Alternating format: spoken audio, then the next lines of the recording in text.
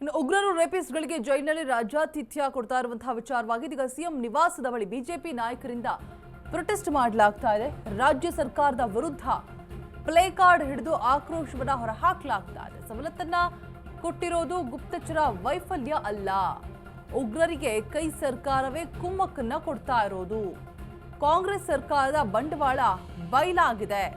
ಸಿದ್ದು ಸರ್ಕಾರದ ವಿರುದ್ಧ ಬಿಜೆಪಿ ನಾಯಕರು ಆಕ್ರೋಶವನ್ನ ಹೊರಹಾಕ್ತಿದ್ದಾರೆ.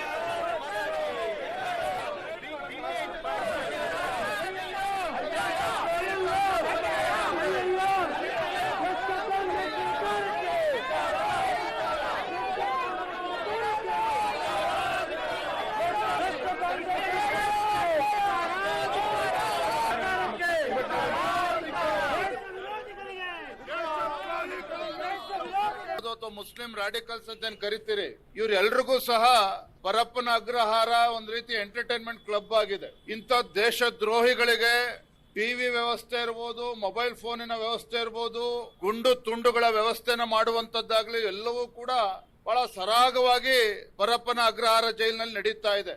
ರಾಜ್ಯ ಸರ್ಕಾರ ಕಣ್ಮುಚ್ಕೊಂಡು ಕುಳಿತಿರುವಂತದ್ದು ಮೇಲ್ನೋಟಕ್ಕೆ ಗೊತ್ತಾಗ್ತದೆ.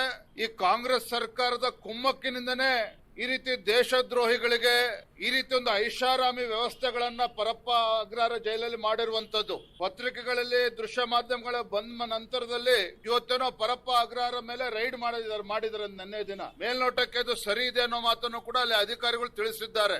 ಒಂದು ಕಡೆ ಭ್ರಷ್ಟಾಚಾರ, ರಾಜ್ಯದಲ್ಲಿ ಯಾವ ರೀತಿ ಭ್ರಷ್ಟಾಚಾರ ತಾಂಡವಾಡ್ತಾ ಇದೆಯೋ ಅದೇ ರೀತಿ ಭ್ರಷ್ಟಾಚಾರ ಆ ಜೈಲ್ ವ್ಯವಸ್ಥೆಯಲ್ಲೂ ಕೂಡ ಇವತ್ತು ಮುಳುಗೋಗಿರುವಂತದ್ದು. ಜೈಲಿನಲ್ಲಿ ಕುಳಿತು ಯಾರು ಟೆರರಿಸ್ಟ್ಗಳಂತೂ ಕರ್ಕೊಂಡಿದ್ದಾರೆ, ಯಾರೋ ಬಾಂಬ್ಗಳಾಗ್ತಾರೆ, ಇವರೆಲ್ಲರೂ ಕೂಡ ರಾಜಭೋಗವನ್ನ ಮಾಡ್ತಾ ಇದ್ದಾರೆ. ಈ ಸರ್ಕಾರ ಯಾರ ಪರ ಇದೆ ಅನ್ನೋದನ್ನ ನಾವು ಪ್ರಶ್ನೆ ಮಾಡಬೇಕಾಗಿದೆ. ಟಿವಿಗಳು ಹಾಕೊಂಡು ಮಜಾ ಮಾಡ್ತಾರೆ, ಬಿರಿಯಾನಿಗಳು ತಂದು ತಿಂತಾರೆ, ಜೊತೆಗೆ ಫೋನ್ಗಳಲ್ಲಿ ಕರೆ ಮಾಡಿ ಬೇರೆಯವ್ರಿಗೆ ಮಾತಾಡ್ತಾರೆ. ಅಂತಂದ್ರೆ ಭಯೋತ್ಪಾದಕರಿಗೆ ಹೊರಗಡೆ ಓಡಾಡ್ತಕ್ಕಂಥದ್ದು ಉಚಿತವಲ್ಲ. ಅವ್ರಿಗೆ ಅಲ್ಲಿ ಭಯೋತ್ಪಾದಕರಿಗೂ ಅಲ್ಲಿ ಹೊರಗಡೆ ಭಯ ಇದೆ. ಆದ್ರೆ ಅವರನ್ನ ತಂದು ಜೈಲಿನಲ್ಲಿಟ್ಟು ಎಲ್ಲ ರಾಜಭೋಗ ನಾವೇ ಮಾಡಿಸ್ತೀವಿ ಅಂತಕ್ಕಂಥ ಸ್ಥಿತಿಯಲ್ಲಿ ಇವತ್ತು ಸರ್ಕಾರ ಇದೆ. ಇದು ಮೊದಲನೇ ಬಾರಿ ಅಲ್ಲ, ಅನೇಕ ಬಾರಿ ಇದಾಗಿದೆ, ಇವತ್ತು ಕೂಡ ಆಗ್ತಾ ಇದೆ. ಆದ್ರಿಂದಾಗಿ ನಾವು ಪ್ರಶ್ನೆ ಮಾಡಬೇಕಾಗಿದೆ. ಇವತ್ತು law and order situation in Karnataka is very much ಅಂತಕ್ಕಂಥದ್ದು ಬಂದಿದೆ. ಎಲ್ಲಿ ನೋಡಿದ್ರು ಇವತ್ತು ಮರ್ಡರ್ಗಳಾಗ್ತಾ ಇದೆ, ಅತ್ಯಾಚಾರ ಆಗ್ತಾ ಇದೆ, ಕೊಲೆಗಳಾಗ್ತಾ ಇದೆ. ಇದೆಲ್ಲವನ್ನು ಯಾಕೆ ತಡೆಯಕ್ಕೆ ಆಗ್ತಾ ಇಲ್ಲ ಸರ್ಕಾರಕ್ಕೆ? ಮತ್ತೆ ನಿಮ್ಮ ಜೈಲುಗಳೇ ಇವತ್ತು ಅನ್ಸೇಫ್ ಅಂತಕ್ಕಂಥದ್ದಾಗಿದೆ.